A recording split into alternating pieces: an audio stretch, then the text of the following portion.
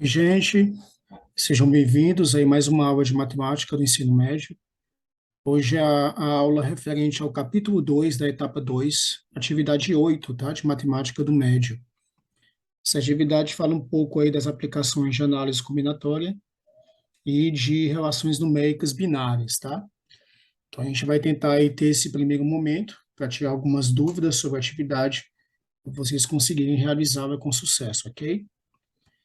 Então essa primeira parte da atividade que a gente vai desenvolver, que vocês vão trabalha um pouco da relação da análise combinatória, a parte inicial de combinatória, e aí a gente já inicia aí falando sobre um pouco de permutações, que é falar um pouco sobre anagramas, né? A gente tem uma aplicação aí de análise combinatória dividida em três aplicações simples, diretas, que é a parte de permutação, arranjo e combinação. E aí, esse primeiro momento, a gente vai trabalhar com a aplicação de anagramas, tá? Que é uma parte específica, né? Uma aplicação de permutação simples, tá? E a gente vai entender que quando se fala de anagrama na análise combinatória, a intenção que a gente tem de trabalhar com os anagramas é desenvolver as aplicações de permutação com o objetivo de criar palavras fazendo uso de uma palavra raiz, de uma palavra original, e trocando a posição das suas letras, tá? Então, ele fala aqui que o anagrama nada mais é do que um agrupamento formado pelos mesmos elementos literais ou numéricos, tá? E aí, geralmente, a gente trabalha as aplicações de anagramas com formações de palavras. Então, quer dizer que você vai fazer troca da posição de letras para criar palavras que, por mais que não façam sentido no nosso vocabulário, elas são consideradas anagramas de uma palavra raiz. Então, me dá um exemplo inicial, né? Ele pede para a gente usar a palavra pato e usar o princípio fundamental da contagem ou usar a aplicação do anagrama para determinar quantos e quais são os possíveis anagramas da palavra pato, tá? Então, a gente considera aí que a palavra pato seja a palavra raiz, a palavra original para a gente, ó, e vamos começar a fazer a troca da posição das letras dessa palavra. Então, a gente troca a posição do T e do O, e aí tem uma palavra TOT, não é isso? A gente faz a troca da palavra, da letra T com A, depois do A com T, e assim por diante. Então, a gente consegue observar que com a palavra pato, fazendo a troca das letras, a gente começa a criar um monte de palavras diferentes, tá? E essas palavras distintas são chamadas de anagramas da palavra pato. Então, observa aqui que, dentre elas, para que eu consiga encontrar a quantidade, por isso que eu falei para vocês que é um problema de permutação simples, a permutação dos elementos, de elementos, é chamada de permutação de N, onde N identifica a quantidade de elementos que eu quero permutar. E essa permutação é igual a um N fatorial. O N fatorial é uma aplicação matemática dentro da combinatória que trabalha a representação de números por fatores multiplicativos. Então, nesse exemplo, como eu permutei a palavra pato, e a palavra pato tem quatro letras, então a gente vai fazer um P de 4. Isso quer dizer que eu vou trabalhar uma aplicação de 4 fatorial. Então, no lugar do N, o 4, N fatorial, 4 fatorial. E como é que se resolve 4 fatorial? É um fator multiplicativo do 4 por todos os elementos que vêm antes de 4, até chegar no numeral 1. Então, é 3, 2 e 1. Então, você tem a multiplicação 4 vezes 3 vezes 2 vezes 1. 4 vezes 3 dá 12, 12 vezes 2 dá 24, e 24 vezes 1 é igual a 24. Então, isso quer dizer que eu vou ter 24 anagramas da palavra pato. Então, toda vez que vocês quiserem encontrar os anagramas de uma palavra que, nesse caso, tenham todas as letras diferentes, a gente também pode ver depois aí os anagramas das palavras que tenham letras repetidas, já é outro caso.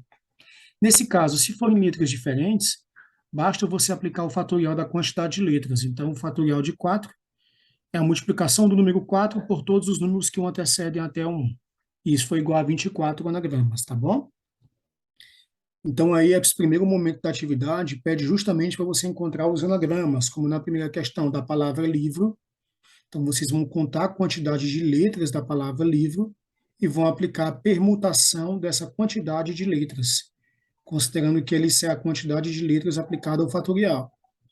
Lembre-se que o fatorial é a multiplicação do número por todos os números que vêm antes dele até chegar no 1. Ok, gente? Segunda questão do mesmo jeito, só que agora ele pergunta quantos e quais. Ó. A diferença da segunda para a primeira questão é que na primeira pergunta somente quantos, é o valor numérico. Na segunda questão, ele quer que você pegue a palavra sol, identifique quantos são, que é o valor numérico, e quais são os anagramas. Então, você vai criar todos eles. Então, se você vai escrever aqui que a palavra sol já é um anagrama do próprio sol, a palavra SLO, que é trocando o L e o O de lugar, já dá uma segunda palavra e assim por diante, tá? Então, vocês vão permutar todas as posições dessas letras para criar todas as palavras diferentes possíveis com a palavra originária sol, ok? Então, quando a gente diz que o anagrama é trabalhado com letras diferentes e letras soltas, são esses casos que a gente exemplificou. E aí, na frente, aparecem os anagramas com letras fixas. É uma mesma aplicabilidade, só que como ele fala que são letras fixas, quer dizer que tem letras que vão ser determinadas em uma posição. E ele diz que quando acontece isso, a gente leva em consideração que a determinação dos anagramas leva em conta que essas letras fixas não podem sair da sua posição. Então, a gente fica sempre com aquela letra naquela posição quando se pede, quando se é determinado no enunciado. Olha aí o exemplo. Quais são os anagramas da palavra mesa, onde todas elas iniciam com a letra M? Ah, então, o que é que a gente quer criar? Todos os possíveis anagramas que comecem com a letra M. Então, a primeira letra eu já sei que é a M. As próximas três letras é que a gente não sabe quem são. Então, quer dizer que essas próximas três letras podem trocar de lugar. A única que não pode é o M. Então, você poderia criar uma por uma, como foi colocado aqui, ó. A mesa, meias, macé, mais, MSAI, MCA. Então, a gente observa que com a primeira letra sendo sempre o M, eu ainda consigo ter 6 anagramas da palavra mesa, porque elas trocaram a posição das outras três letras. Se você quiser trabalhar diretamente esse valor numérico, como a gente fixou a primeira letra, que é o M, as que são variáveis são somente igual a 3. E como a gente quer a permutação do N, que é o N fatorial, vocês lembram, né? Então, a permutação que eu quero é somente das três letras que podem mudar de posição, que é 3 fatorial. E quanto é que vale 3 fatorial, gente? É a multiplicação de 3 pelo número que vem antes, até chegar a 1. Então, 3 vezes 2 vezes 1 são 6 anagramas, tá bom? Então, a diferença de uma permutação de uma palavra com letra fixa é que você não conta com essa letra ou com as letras que são fixas, tá? Para a determinação do fatorial das demais, ok? Então, olha aí uma outra questão que fala a respeito, né? Pede todos os possíveis anagramas da palavra alegria, mas em que as letras A e L apareçam sempre juntas. Olha só, gente. Então, quando a gente vai contar essas letras aqui, ó, a alegria, a gente conta 7 letras, mas tem duas delas que não podem se separar, e ele disse que tem que manter também a mesma ordem, tá? Ó. Então, o que quer dizer?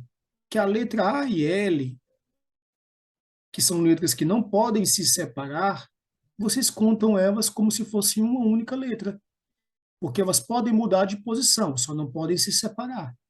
Então, contem a quantidade de letras que agora tem a palavra, considerando que o A e o L não podem se separar, então a gente considera como se fosse uma letra, e façam a aplicação da permutação direta, ok? Os arranjos, né? As aplicações de análise combinatória, além das aplicações de princípio da contagem, permutação, que é o que a gente já viu, também tem outras duas subdivisões, que é a parte de arranjos e combinações.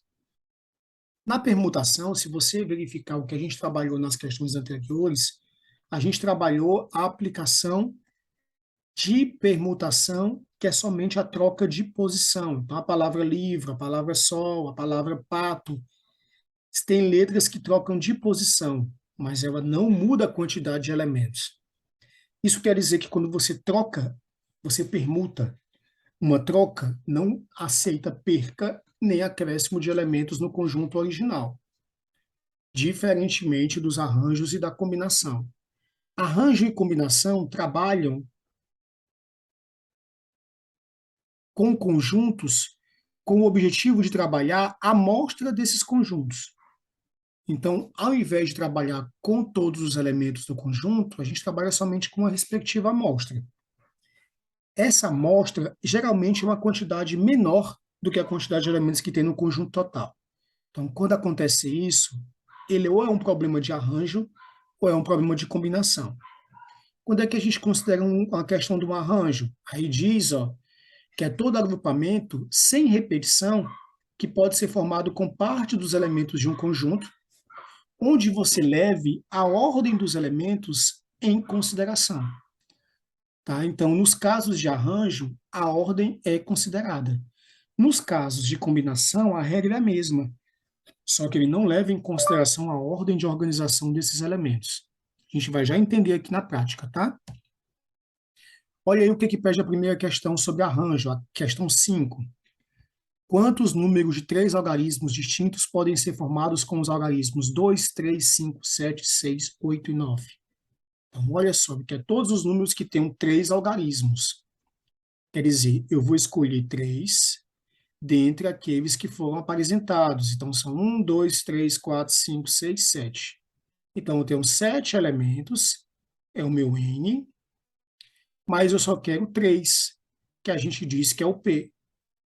Então, como a fórmula do arranjo foi dada, ó, o arranjo de N a P é N fatorial sobre N menos P fatorial. Olha só como é que ele resolve um problema de arranjo.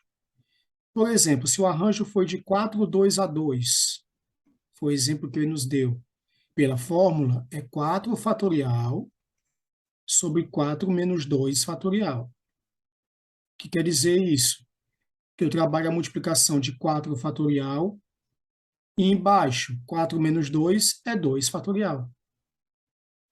Pelas regras de fatoriais, eu desenvolvo maior. 4 vezes 3 vezes 2. Por que eu paro no 2 em cima? Porque embaixo já tem um 2 que eu posso simplificar. E eu fico somente com o número 4 vezes 3, que dá igual a 12 formas de você organizar.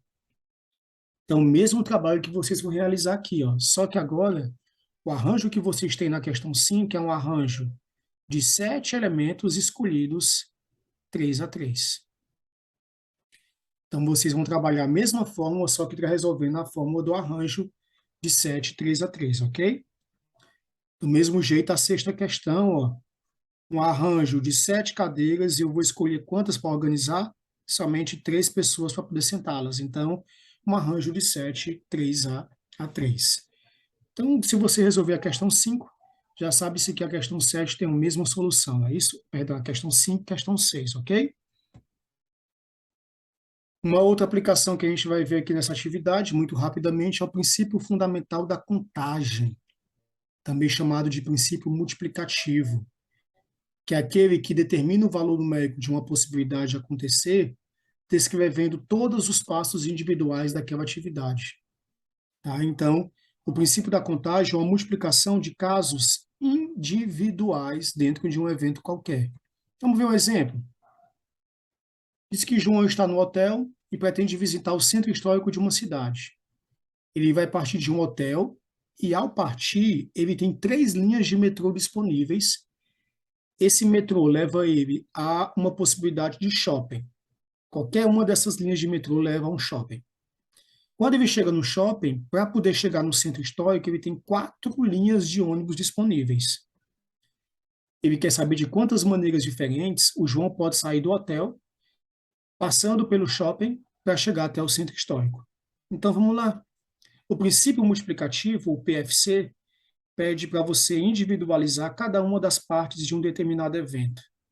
O primeiro evento foi escolher um metrô. Quantas possibilidades diferentes de metrô ele teve? 3. O segundo evento foi escolher um ônibus. Quantas possibilidades de ônibus ele teve? 4. De quantas formas diferentes ele poderia sair do hotel, passar pelo shopping e chegar ao centro histórico? 3 formas diferentes de pegar o metrô, 4 formas diferentes de pegar um ônibus. Princípio multiplicativo, a gente multiplica. Então, 3 vezes 4 são 12 maneiras diferentes dele fazer esse trajeto. Então, toda vez que você consegue individualizar cada um dos eventos de um problema, a gente cria a possibilidade da aplicação do PFC, ok, gente? Olha outro exemplo. Ana estava se organizando para viajar e colocou na mala 3 calças, 4 blusas e 2 sapatos. Quantas combinações diferentes Ana pode formar usando uma calça, uma blusa e um sapato? Então, vamos lá. A gente tem 3 eventos. O primeiro, a calça. Segundo evento, a blusa. E o terceiro evento, o sapato. Cada um deles tem um valor numérico específico. Eu tenho 3 calças, eu tenho 4 blusas e eu tenho 2 sapatos. Pelo princípio multiplicativo, eu multiplico 4 vezes 3, que dá 12, 12 vezes 2 dão 24 formas diferentes dela se vestir usando essas combinações, ok?